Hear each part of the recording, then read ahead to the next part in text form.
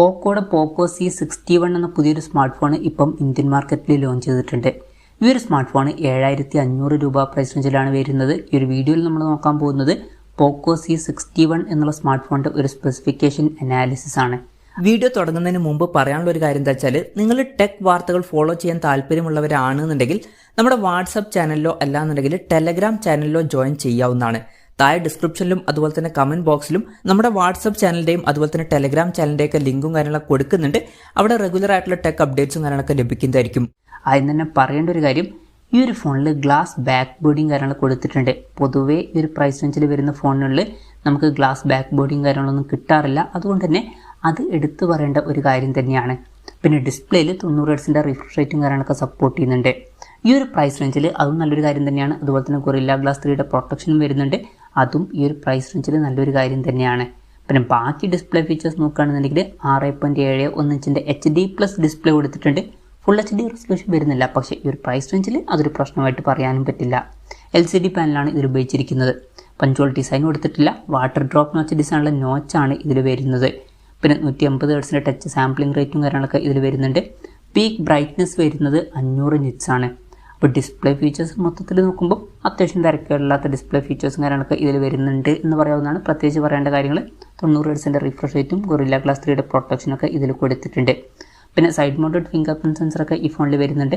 ഫോണിൻ്റെ വെയിറ്റ് വരുന്നത് 199 ഗ്രാമാണ്. തിക്നെസ് വരുന്നത് 8.3 mm ആണ്. ഇനി പ്രോസസ്സറിൻ്റെ കാര്യത്തിലോട്ട് വരികയാണെന്നുണ്ടെങ്കിൽ MediaTekൻ്റെ Helio G36 എന്നുള്ള പ്രോസസ്സർ ഈ ഫോണിൽ കൊടുത്തിട്ടുണ്ട്. ഈ ഒരു പ്രൈസ് റേഞ്ചിൽ ഇത് തിരക്കേടില്ലാത്തൊരു പ്രോസസ്സറാണ് എന്നൊക്കെ പറയാവുന്നതാണ്. 5G സപ്പോർട്ടൊന്നുമില്ല, മാക്സിമം 4G സപ്പോർട്ടേ വരുന്നുള്ളൂ. ഈ ഒരു പ്രൈസ് റേഞ്ചിൽ അതൊക്കെയാണ്. ഈ ഒരു പ്രൈസ് റേഞ്ചിൽ ഇപ്പോഴത്തെ ഒരു ഇതിൽ നമുക്കൊരു 5G ഫോൺ എക്സ്പെക്റ്റ് ചെയ്യാൻ പറ്റില്ല. പിന്നെ ഫോണിൻ്റെ ബേസ് വേരിയൻറ്റിൽ 4GB റാമും 64GB ഇൻറ്റേർണലുമാണ് വരുന്നത്. 6GB റാമും 128GB ഇൻറ്റേർണലുമായിട്ട് വരുന്ന ഒരു വെർഷനും വരുന്നുണ്ട്. മെമ്മറി എക്സ്പാൻഡ് ചെയ്യണമെന്നുണ്ടെങ്കിൽ ഡെഡിക്കേറ്റഡ് മെമ്മറി കാർഡ് സ്ലോട്ടും കാര്യങ്ങളൊക്കെ ഈ ഫോണിൽ കൊടുത്തിട്ടുണ്ട്. അപ്പോൾ 2 സിം യൂസ് ചെയ്യുമ്പോൾ തന്നെ ഒരു മെമ്മറി കാർഡ് നമുക്ക് സെപ്പറേറ്റ് ആയിട്ട് യൂസ് ചെയ്യാവുന്നതാണ്. വെർച്വൽ റാം എന്നുള്ള ഫീച്ചറും ഇതിൽ വരുന്നുണ്ട്. അതായത് എക്സ്ട്രാ റാം വേണ്ട സമയത്ത് ഇൻറ്റേർണൽ മെമ്മറിയിൽ നിന്ന് കുറച്ച് മെമ്മറി എടുത്തിട്ട് അത് റാമായിട്ട് യൂസ് ചെയ്യുന്നതായിരിക്കും. അങ്ങനെ 6GB റാം വരെ എക്സ്ട്രാ നമുക്ക് ലഭിക്കുന്നതായിരിക്കും. സിംഗിൾ സ്പീക്കറുമായിട്ടാണ് ഈ ഫോൺ വരുന്നത്. സ്റ്റീരിയോ സ്പീക്കേഴ്സ് ഇല്ലാത്തത് ഈ ഒരു പ്രൈസ് റേഞ്ചിൽ ഒരു പ്രശ്നമായിട്ട് പറയാനും പറ്റില്ല. മിക്ക ഫോണുകളിലും സിംഗിൾ സ്പീക്കർ തന്നെയാണ് വരുന്നത്. 3.5mm ഓഡിയോ ജാക്ക് ഈ ഫോണിൽ കൊടുത്തിട്ടുണ്ട്. പിന്നെ Android 14 ബേസ് ആയിട്ടുള്ള സോഫ്റ്റ്വെയർ തന്നെ ഇതിൽ വരുന്നുണ്ട്. ഈ ഒരു പ്രൈസ് റേഞ്ചിൽ Android 14 ബേസ് ആയിട്ടുള്ള സോഫ്റ്റ്വെയർ വരുന്നു എന്നുള്ളത് നല്ലൊരു കാര്യം തന്നെയാണ്. ക്യാമറയുടെ കാര്യം പറയുകയാണെന്നുണ്ടെങ്കിൽ ഫോണിൻ്റെ പിന്നിൽ ഡ്യുവൽ ക്യാമറ സെറ്റപ്പ് കൊടുത്തിട്ടുണ്ട്. 8 MP മെയിൻ ക്യാമറ സെൻസറാണ് ഈ ഫോണിൽ വരുന്നത്. പിന്നെ ഒരു AI ലെൻസും രണ്ടാമത് കൊടുത്തിട്ടുണ്ട്. ഫ്രണ്ടിൽ 5 MP സെൽഫി ക്യാമറയാണ് വരുന്നത്. ബാറ്ററിയുടെ കാര്യം പറയുകയാണെന്നുണ്ടെങ്കിൽ 5000 mAh ബാറ്ററിയും കാര്യങ്ങളൊക്കെ ഈ ഫോണിൽ വരുന്നുണ്ട്. 10 വാട്ടിൻ്റെ ചാർജിങ് സ്പീഡാണ് ഇതിൽ കൊടുത്തിരിക്കുന്നത്. ഫാസ്റ്റ് ചാർജ് സപ്പോർട്ട് ചെയ്യുന്നില്ല. പിന്നെ Type-C ചാർജിങ് പോർട്ടും ഇതിൽ കൊടുത്തിട്ടുണ്ട്. അപ്പോൾ തിരക്കേടില്ലാത്തൊരു ബാറ്ററി സെറ്റപ്പും ഇതിൽ വരുന്നുണ്ട് എന്ന് പറയാവുന്നതാണ്. അപ്പം ഇതൊക്കെയാണ് ഫീച്ചേഴ്സിനെ പറ്റി പറയാനുള്ള കാര്യങ്ങൾ. ഇനി വിലയുടെ കാര്യത്തിലോട്ട് വരികയാണെന്നുണ്ടെങ്കിൽ 4GB റാം വെർഷൻ്റെ വില വരുന്നത് 7499 രൂപയാണ്. അതുപോലെ തന്നെ 6GB റാം വെർഷൻ്റെ വില വരുന്നത് 8499 രൂപയാണ്. പിന്നെ 500 രൂപയുടെ ഓഫും കാര്യങ്ങളൊക്കെ ഇനീഷ്യലി നമുക്ക് ലഭിക്കുന്നതായിരിക്കും. മാർച്ച് 28 മുതലാണ് ഫോണിൻ്റെ സെയിലും കാര്യങ്ങളൊക്കെ സ്റ്റാർട്ട് ചെയ്യുന്നത്. പിന്നെ ഇപ്പം അടുത്ത് റെഡ്മിയുടെ A3 എന്നുള്ളൊരു സ്മാർട്ട് ഫോൺ ഇന്ത്യൻ മാർക്കറ്റിൽ ലോഞ്ച് ചെയ്തിട്ടുണ്ടായിരുന്നു. ഈ ഒരു പോക്കോ C61 എന്നുള്ള സ്മാർട്ട് ഫോൺ ആ ഒരു ഫോണിൻ്റെ ഒരു റീബ്രാൻഡഡ് വെർഷനാണ്. പൊതുവേ ഇപ്പം പോക്കോ അങ്ങനെയാണ്, റെഡ്മിയുടെ ഫോണുകൾ അവർ റീബ്രാൻഡ് ചെയ്യുകയാണ് ചെയ്യൽ. എന്തായാലും ഓവറോൾ നോക്കുകയാണെന്നുണ്ടെങ്കിൽ 7500 രൂപ പ്രൈസ് റേഞ്ചിൽ തിരക്കേടില്ലാത്ത ഫീച്ചേഴ്സും കാര്യങ്ങളൊക്കെ ഈ ഫോണിൽ വരുന്നുണ്ട് എന്ന് പറയാവുന്നതാണ്.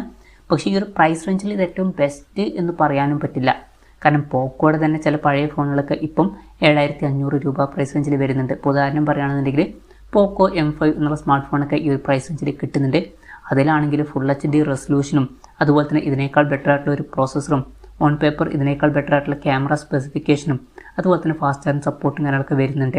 അപ്പോൾ മൊത്തത്തിൽ നോക്കുമ്പം ഈ ഒരു ഫോണിൽ തിരക്കേടില്ലാത്ത ഫീച്ചേഴ്സ് വരുന്നുണ്ട് എന്ന് പറയാവുന്നതാണ്. പക്ഷേ ഇതേ ബ്രാൻഡിൻ്റെ ഒരു ഫോണ് ഇതേ ഒരു പ്രൈസ് റേഞ്ചിൽ ഇതിനേക്കാൾ ബെറ്റർ ആയിട്ടുള്ള ഫീച്ചേഴ്സുമായിട്ട് വരുന്നു എന്ന് പറയുമ്പോൾ ഇത് അത്ര മികച്ചത് എന്ന് പറയാൻ പറ്റില്ല. അപ്പം കുറച്ചും കൂടി ബെറ്റർ ആയിട്ടുള്ള ഒരു പ്രൈസിങ്ങിൽ ഈ ഫോൺ ലോഞ്ച് ചെയ്യായിരുന്നു എന്നാണ് എനിക്ക് തോന്നിയിട്ടുള്ളത്. ഗ്ലാസ് ബാക്ക് ബോർഡിങ് കാര്യങ്ങളൊക്കെ ഉണ്ട്, നല്ല കാര്യങ്ങളൊക്കെ തന്നെയാണ്. എന്തായാലും പോക്കോ C61 എന്നുള്ള സ്മാർട്ട് ഫോണിനെ പറ്റിയിട്ടുള്ള നിങ്ങളുടെ അഭിപ്രായം ജസ്റ്റ് ഒന്ന് കമൻറ്റ് ചെയ്യുക. ഈ ഒരു പ്രൈസ് റേഞ്ചിൽ ഇത് അത്ര മികച്ചൊരു ഫോണായിട്ട് എനിക്ക് തോന്നിയിട്ടില്ല. പ്രത്യേകിച്ച് ഈ ഒരു പ്രൈസ് റേഞ്ചിൽ ഇതേ ബ്രാൻഡിൻ്റെ വേറെ ഫോണുകൾ വരുന്നത് കൊണ്ട് തന്നെ. എന്തായാലും ഈ ഒരു ഫോണിനെ പറ്റിയിട്ടുള്ള നിങ്ങളുടെ അഭിപ്രായം ജസ്റ്റ് ഒന്ന് കമൻറ്റ് ചെയ്യുക.